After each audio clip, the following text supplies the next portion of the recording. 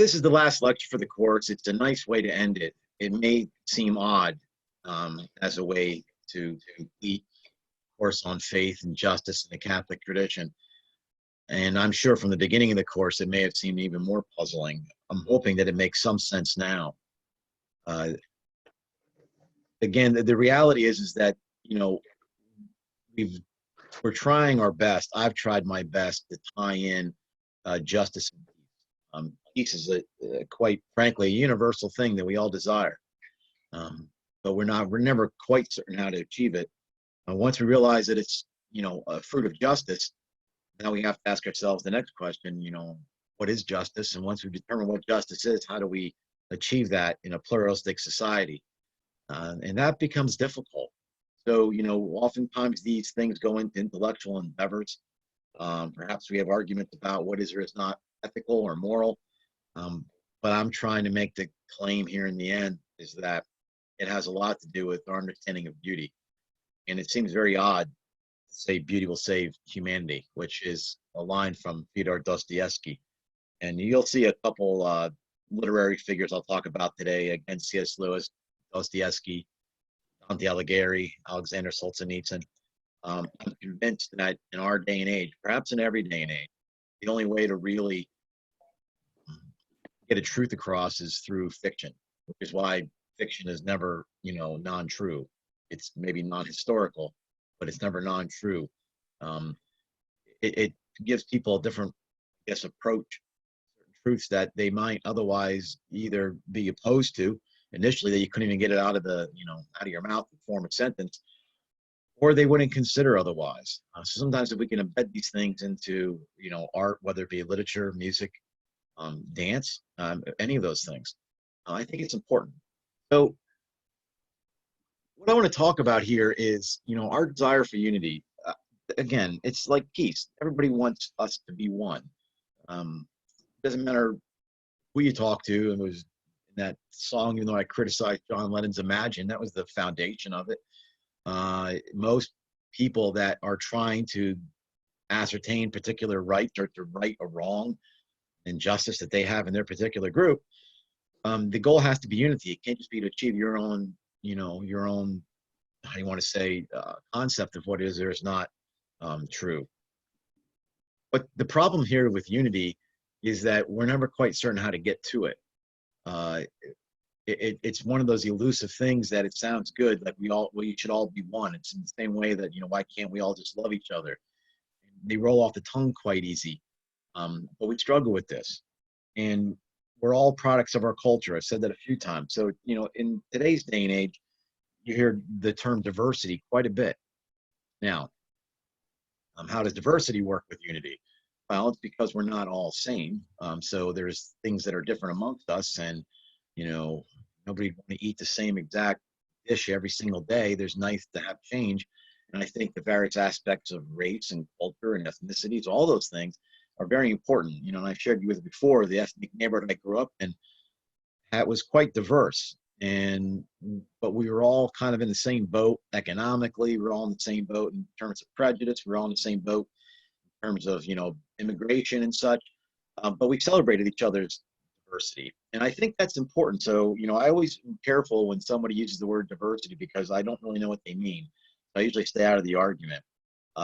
If it means that we have to make sure that we allow people's various, you name it, differences be, you know, celebrated, I think that's important.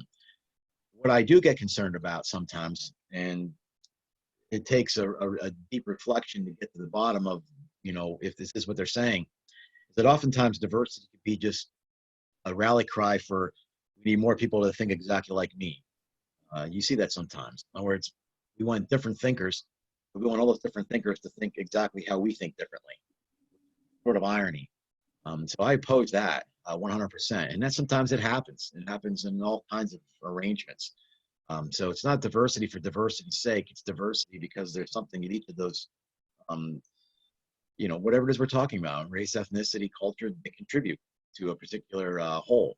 So, you know, when we say that we want to be one and out of unity, this is where I'm going with this, out of unity, if we're going to say, therefore, we're unified, we're going to have a sense of justice amongst us as a people, And then from that justice will flow peace. And that leads to a greater expression of our faith. That would be the way we're going at this. But there's a lot of counterfeits out there and a lot of ways that unity is going to show up that aren't always good. So, like, here's three different ones. So if we talk about noble means to achieve unity, we would talk in terms of the dignity of the individual. In other words, the fact that you're a human person is all that we need to know. And by that fact alone, you deserve all rights that are afforded that individual. Now, that's my feeling. And we have a hard time getting at that because we're going to have to, not do away with certain categories. We have to make sure that we don't use those categories that separate us to be the things that separate us. It may be things that we identify with, and they're certainly going to be things that we express and celebrate. But we're going to have to make sure that they're not the last thing. They're not the most foundational aspect of us. So it doesn't matter what my ethnicity is. It doesn't matter the fact that I'm a male. All those things have to be sidelined and give way to the fact that I'm a human person and the other person across me. It's Martin Buber's philosophy, the I and thou. The minute that you see yourself in another person, then everything becomes a thou, and it's no longer just an I. So there's a little Jewish philosophy for you. So it's important. But another way that people achieve unity, and sometimes this happens in a pluralistic society, and there's a merit to it, but there's also issues with it, is this idea of liberality. So we're all going to allow each other to have our own differences as long as they don't infringe on our own particular differences. And we'll let you have yours and we'll have ours. So it's almost like a separateness. And perhaps this has to happen to a certain degree because, we're going to have certain things within our own institutions and our own ideas, again, race, ethnicity, sex, you name it, that perhaps are going to be hard for us to accept of the other. And we're going to, out of respect and for the sake of unity, allow those things to coexist. Well, maybe that's true. I'm not as keen on that, but I do think that it plays out sometimes in a liberal society like ours, and liberal in the sense that you have to allow people to have and celebrate their own particular differences. But there's another way to unity that we have to be very careful of. It's type of unity that's based on a control and a power. So, we would say North Korea is unified. We would say Stalin's Russia was very unified, but they're unified under an authoritarian regime. Now, that's a pretty clear authoritarian regime, but we could even talk about ways that we get unified, even in a Republican democracy like the United States. We're still not outside of issues of power and prestige that tend to regulate how we look at the world. So we have to be very careful that we're not unified on those things because that's a distortion of justice. It is unity. I mean, there's no doubt of that. It would be like, think within your own family. There's, this would all work in your own family. Parents do not have to, relegate their authority to children to realize that their children are just young versions of themselves and are imbued with a dignity that they didn't give them. So everybody treats each other because of that. Or you could say, well, we have a lot of different people in our family, and the only way we can get along is by not talking about certain things. So, let's stay away from religion and politics. In a way, is good, right? I don't talk about it on social media, and maybe the Thanksgiving table's not the place for it, but, religion and politics are, two important things that govern our lives. But nonetheless, we kind of live with our differences. Or it can be distorted. You could have parents that are, very strict, and they rule that house with an iron fist, and it keeps everything in control. And all those things achieve unity, but they achieve it in different ways, and they don't give you the same end, if you want to call it that. So where I'm going with some of this is that oftentimes we become unified when there's an external threat. I've said this before. When 9/11 happened, everybody was pretty patriotic.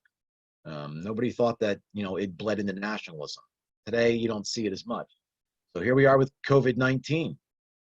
Now we're starting to argue about exactly how things are going to transgress from here.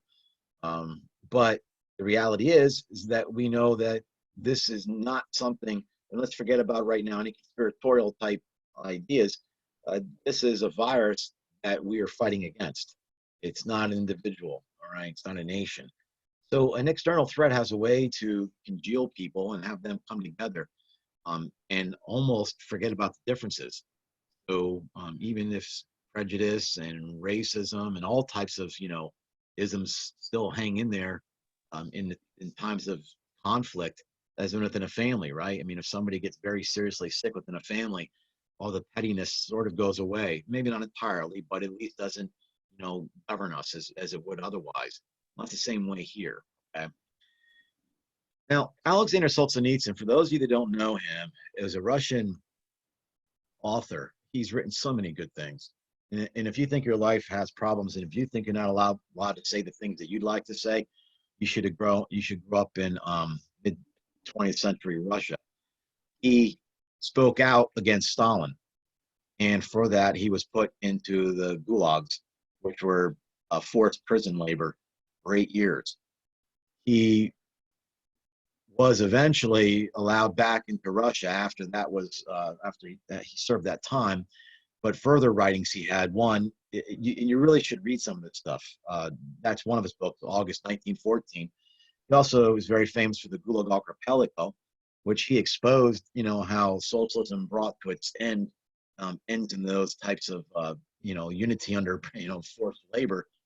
Well, people who want to submit to forced labor.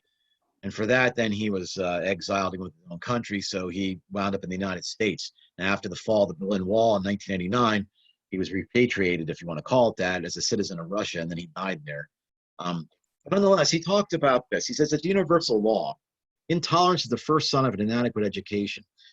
Now, I want to be careful here. A couple of things is that tolerance, we have to be very careful that it is not a virtue. It may be necessary in a pluralistic society. It's not a virtue. Tolerance is that you are enduring something of a hardship or something that you should not have to endure. We use this like in medicine, right? Do you tolerate certain drugs? In other words, how do you stand up to those things? In a pluralistic society, sometimes we have to do this. We're going to be across from people that we vehemently disagree with. We've got to figure out right now how we're going to get along, okay? Which maybe you'd fall into at least non and liberality, understanding of unity. But Solzhenitsyn is making the point here that this is a problem in the Western world, and it's an ill-educated person with who it's arrogant impatience, whereas a truly profound education breeds humility. I've shared with you my own story, how I was quite convinced of certain things when I was young, and maybe most of you are probably wiser than I was. I realized that growing older, that in the end I was just immature. I thought it made sense to me at the time, and I wasn't being dishonest with myself, but I also wasn't being humble. So it's one thing that, if anything, education has done for me, is realize that I could be wrong. Most of the things I say, I realize I don't think I'm wrong when I say it, but I'm open to an argument. And if somebody can show me, not just through a rational, legitimate argument, give me a good reason for why I should disbelieve what I said, I'm all for it. But that's a different type of attitude, right? That requires dialogue. And I think that itself makes a person tolerant. So I think it's an important thing that Solzhenitsyn says there, right? Nonetheless. So what that means then for us, if we're trying to get unity and we realize that external threats sort of join us together, we're going to have to realize that the crises that we face are not really external. This is the irony, by the way, in the prompt, that we tend to come together to fight external threats, but oftentimes the threats are really internal. We don't see it that way.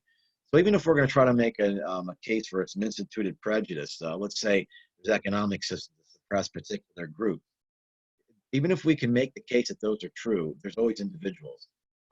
Companies are made of persons, and persons are making decisions. They might, out of fear or weakness, go along with the flow. The reality is that they've made those decisions themselves. So if you're an idealistic person and you want to stand up, if you want to be, the person who refuses to get off the bus, you'll make changes. I teach a lot of ethics courses, and I always ask students, particularly about like some whistleblowing situation, would you do this? Would you speak up if it could perhaps cost you your job? And I have to tell you, whether or not they're being honest or not, very few people ever raise their hand. It's kind of worrying, right? So what happens is we tend to think that if we can fix things on the outside, then therefore things will be better with individuals on the inside. But the irony is we have that backwards. The reality is that we have to change ourselves. Now that sounds like it's daunting because it's piecemeal. You can't change everybody. That's the whole goal. You can only change yourself. And if you can change yourself and manage to live differently, then you've done that at least. That's the one thing that we do have power over.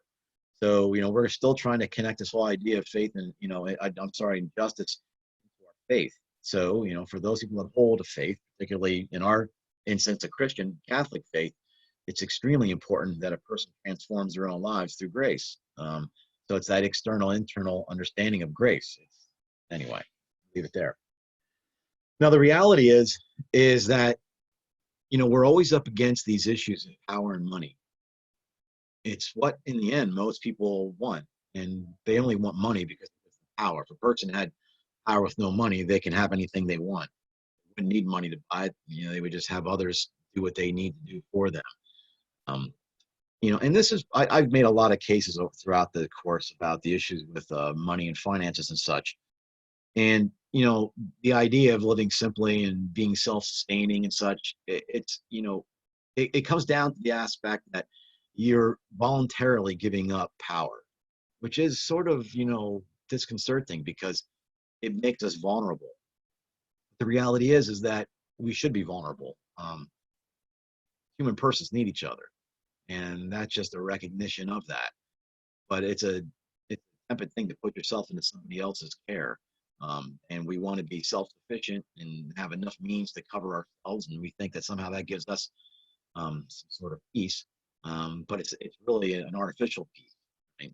The matters of money and power are going to be, in the end, I'll talk more about this, what most people are going to find to bring them comfort and unity through that, ironically. So in the article you're supposed to read, it talks about good and evil or moral categories.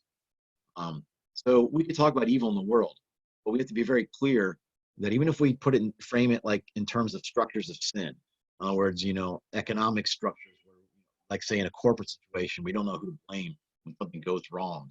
There's CEOs, and the CEOs elect a financial officer or CEO. I'm sorry, the CEO is elected perhaps by the board, and the board is governed by the stockbrokers, and the stockbrokers want to make sure the CEO is doing well.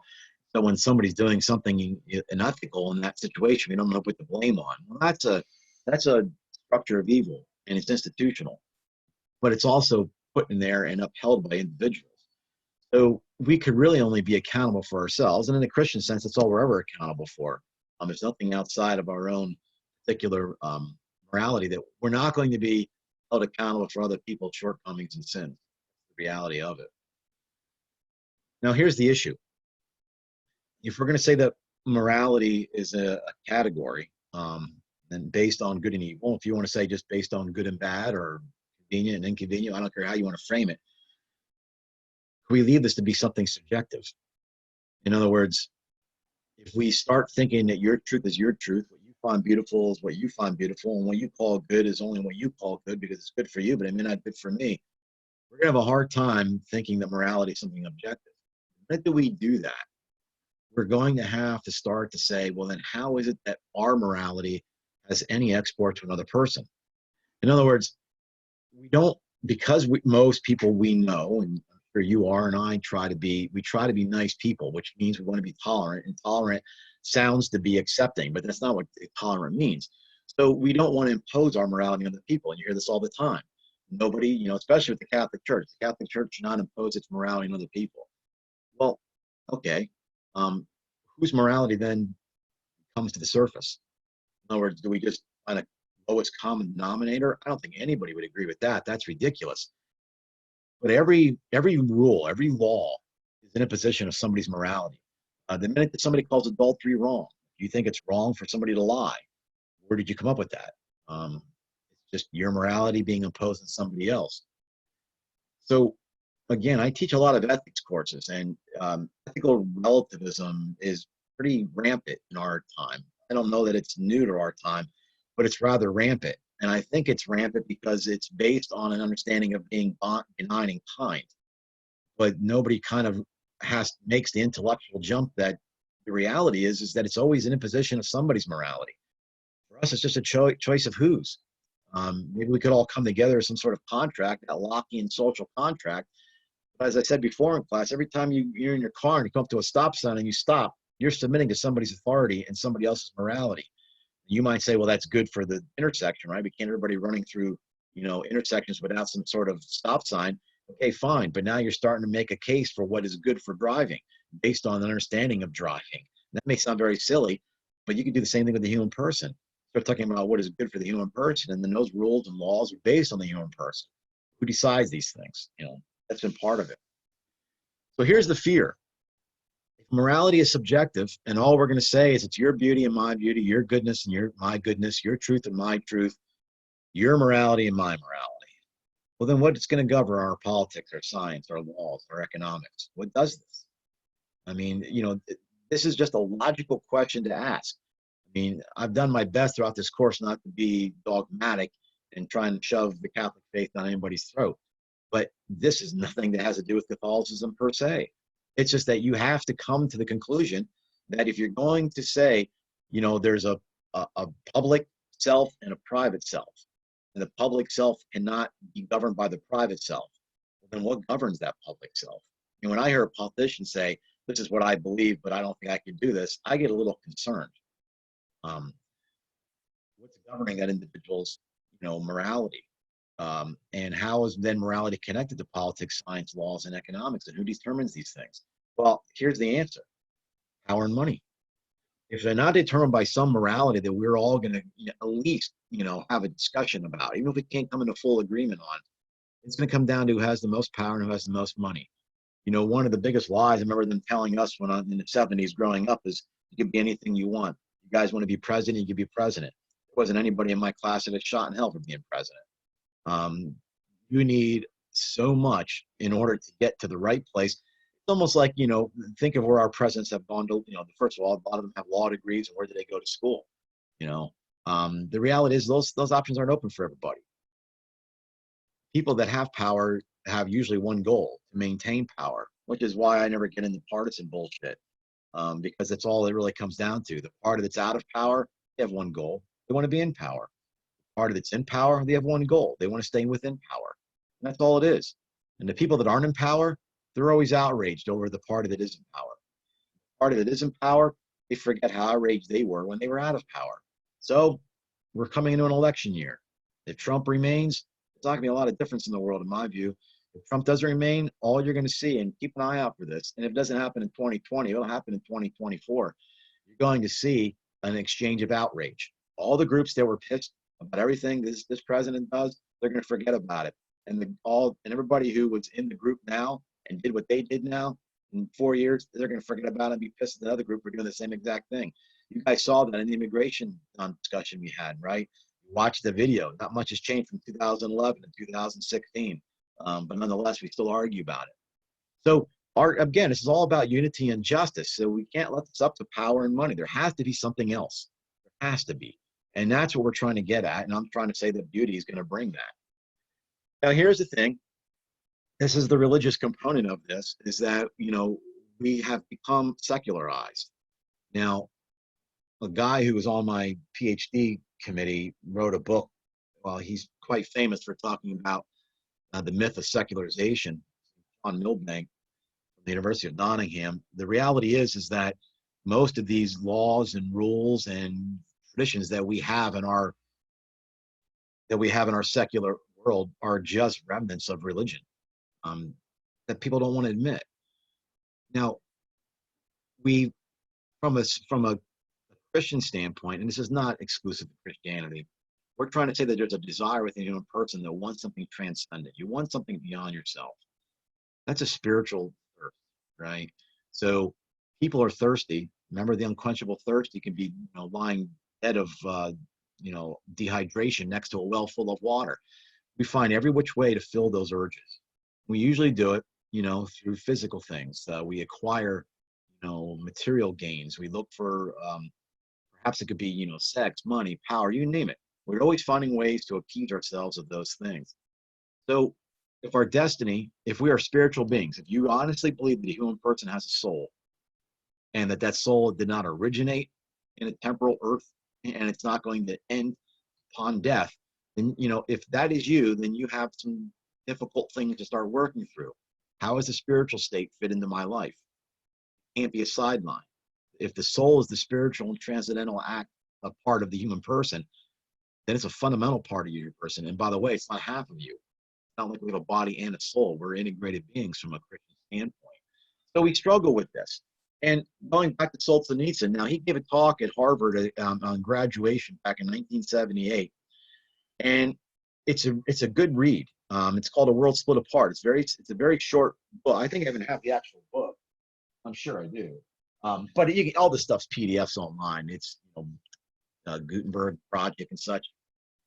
But what he says is we've placed way too much hope in political and social reforms, only to find out that we are deprived of our most precious possession, our spiritual life. People don't usually think about the spiritual life until either they're hit with some sort of health tragedy, or they're at the end of their life and they're starting to think, now this is important. The reality is humility should bring us that perhaps it's something we should be considering early on. So even people that perhaps don't hold to a Christianity, they still seek something transcendent in their life. I think that means something, right? And I think it's a search for truth. So back to C.S. Lewis, abolition of man. Here's the thing: if we're not going to, and think of some questions as we go along here, because I really would love a discussion when I'm done. If we're not going to say there's a nature to a thing, right? That it's like, is something in nature that we discover? Like, does the human person actually have a nature that we discover? And I don't care what we're talking about, and don't read into anything I'm saying politically, but we're having a lot of discussions today about what is a natural kind, everything from sex and marriage and the human person, to whether or not it's a social kind, something that's constructed. We can have a lot of good discussions about that and where it all might fall, but the reality is we have to be very careful who's making these determinations. If something is entirely constructed, then who calls what it is if it's only a construct? Well, the answer is it's power and money. It's always going to be the person who has power and money that says, this is what I've determined it is. And C.S. Lewis talks about that in his book, The Abolition of Man. He says we have to be very careful that if we want to construct a nature, then think of it like dough. We can knead it and cut it, and we can really do what we want with it. Now, that may sound almost liberating for some people. Now I can be who I want to be, but that's not what he means. What he means is it's never up to an individual. It's always up to those people that have power and money, and they are going to be the masters over us.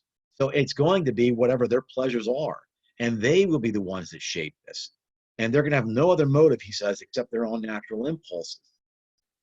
It's very difficult for us. Like it's one ethics course I'm teaching now. It's an ethics of technology. And, almost all the students come into it thinking that technology is cell phones. And I try to, even when they write their papers, talk about general topics, I like to write away on how technology affects the human person. I usually tell them, I said, okay, do you understand that technology is anything that the human person can make that is benefiting them for their culture? So we're talking toilets. We're talking running water. We're talking automobiles. I mean, it's all these things. I mean, it's so broad, that type of thing. But what we don't realize is how these, let's talk about like media, like the music and the news and, let's say in movies, the Hollywood, and in sports. We don't think that these things shape who we are, but they do. We pull so many of our attitudes through these things. If you want to have a changed society, you need to start putting it through, let's say, like movies and such. You have to desensitize people to it. Now, I'm not hyper conspiratorial, right? Even though I'm cynical, I don't walk around with the aluminum foil hats on. But if you ever really want to see, everybody heard of the term talking points. Listen when there's a news break, and I don't care if you're conservative or liberal. Watch when there's a news break and flip around real quick, and you're going to see almost identical language being used. In other words, there's these groups that issue out these releases, these news outlets grab them, they disseminate them to their anchors or reporters, and it almost sounds like some kind of cult. And people have, made videos of this. I'm sure you can probably find it on YouTube or something, where once you see, 10 people on the same day using the same exact language, you start to think to yourself, what the hell is this? It's like something out of a sci-fi movie. Okay, so without being hyper conspiratorial, let's not pretend that all of that is not managed somehow, right? So, in what way, going back to Lewis, are they trying to take what we would otherwise call a nature and just knead it and cut it into shapes? And these are these masters out there trying to put in their own natural impulses. There's a reason for that, right? I've shared with you before, the only reason why you buy instant cake mix and put an egg in it is because some focus group, by the way, the same focus groups that people use in politics. And anybody who studies sociology or any sort of marketing thing like that, you might know of Edward Bernays. Edward Bernays was a nephew of Sigmund Freud. He used Freud's psychoanalytic methods to figure out how to sell people stuff. And there's one goal they have. They create a desire in you. Once they create a desire for whatever it is that they want, they realize there's an obstacle to that desire. They find the obstacle to the desire. They remove the obstacle, and next thing you know, you're fulfilling your desire, and they can sell you shit you don't want. So what they realized with with the cake mix was that women wanted to be able to do something on their own for their man. I know it's 1940s and 50s, but that's where it was. So put the egg in, they feel fine. Now they're doing enough that they don't feel like they're dismissing their duties as wives.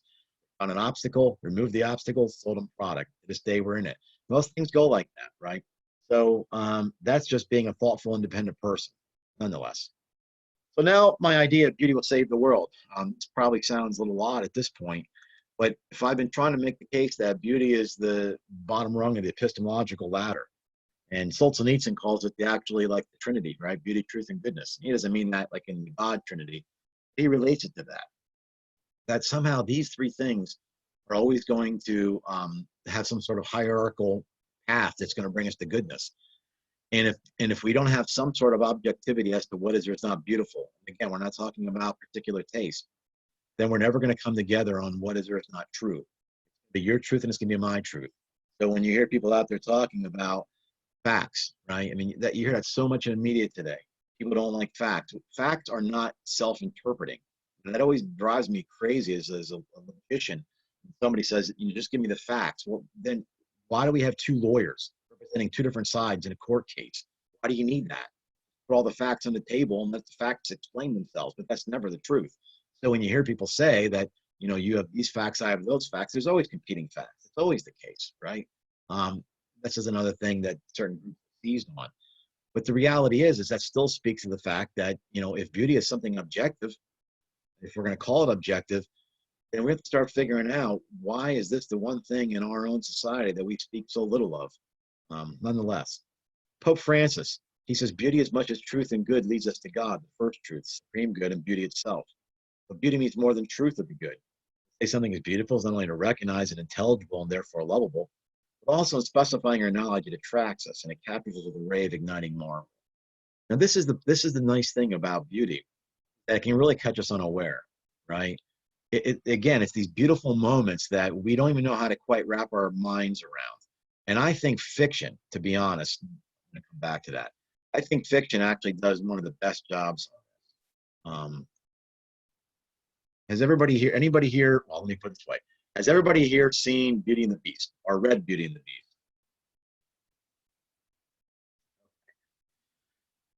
Beast? Okay, so Eric is the so-called monster, right? And Christine, his love.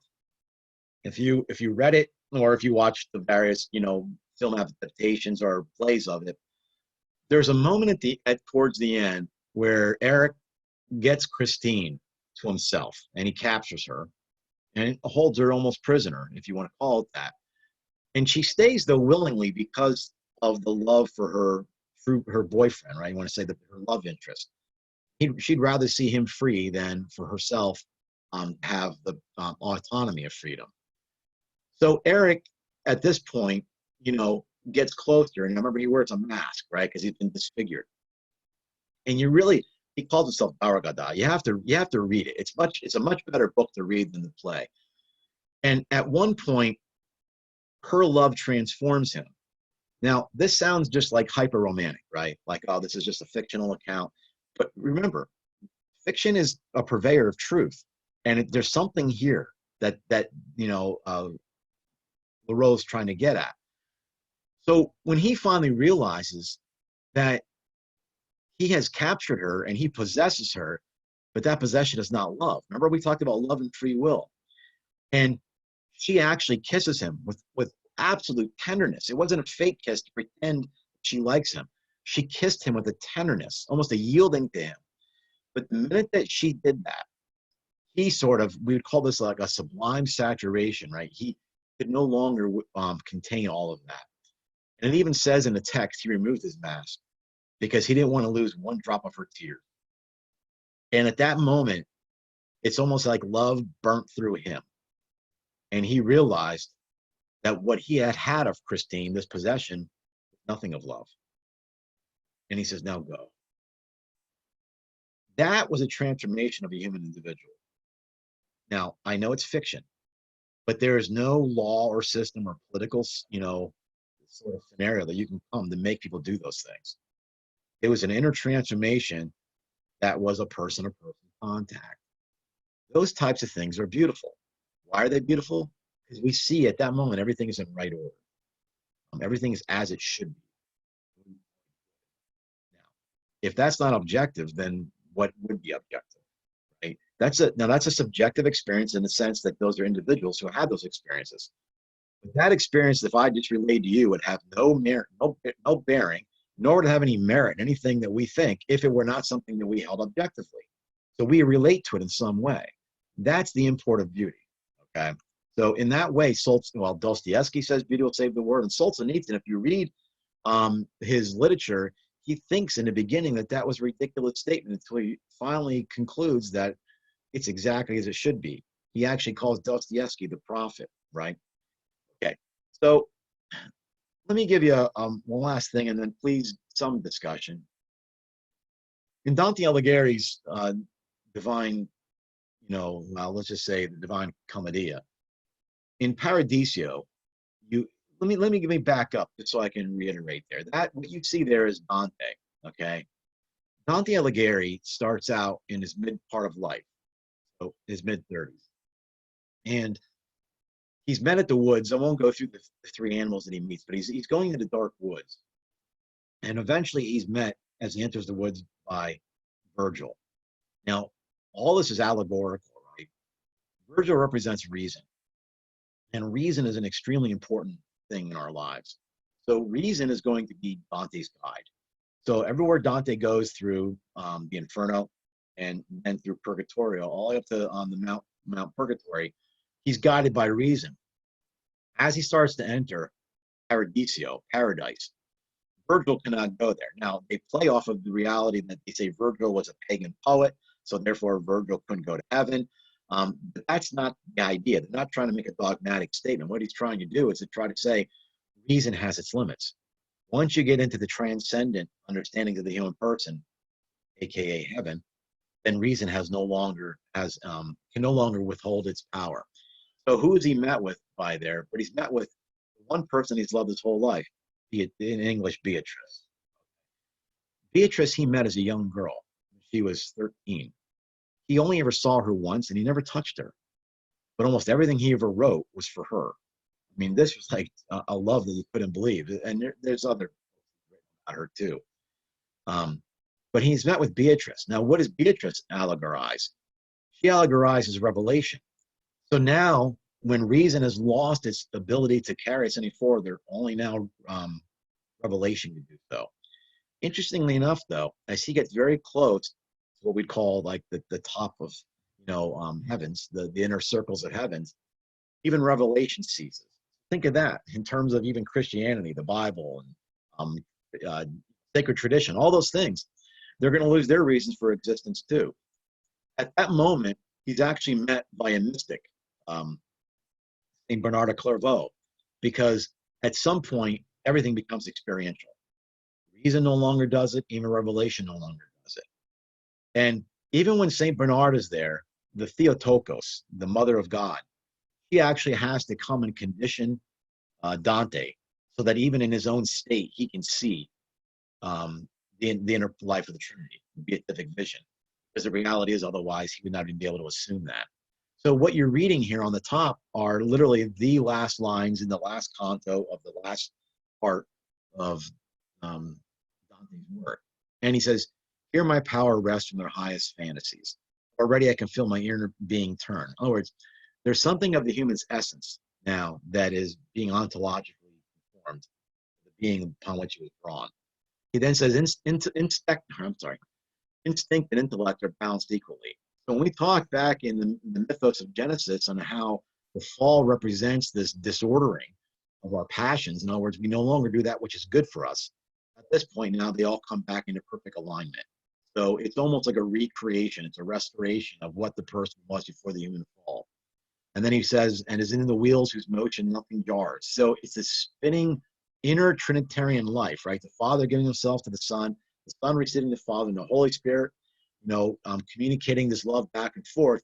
There's no movement, right? It's an eternal now. And then the last line, it says, by the love that moves the sun and other stars. So it's this idea that God, who is love, right, keeps all things in being and moves all of this. And the only unity that the human person has from a Christian faith standpoint is that one love. There's nothing else. But this is not just simply what you or I would think of love. This love's a person. And that's a unity that's based on, we would have to, the books we can get is the noble dignity. It's not based on just simply accepting each other's differences. And anything that has to do with power is the opposite of this. So if you have some qualms with things that run in the church, you should, because they have fallen from that, right? So that's my spiel. Accept it or not, I want to hear from you.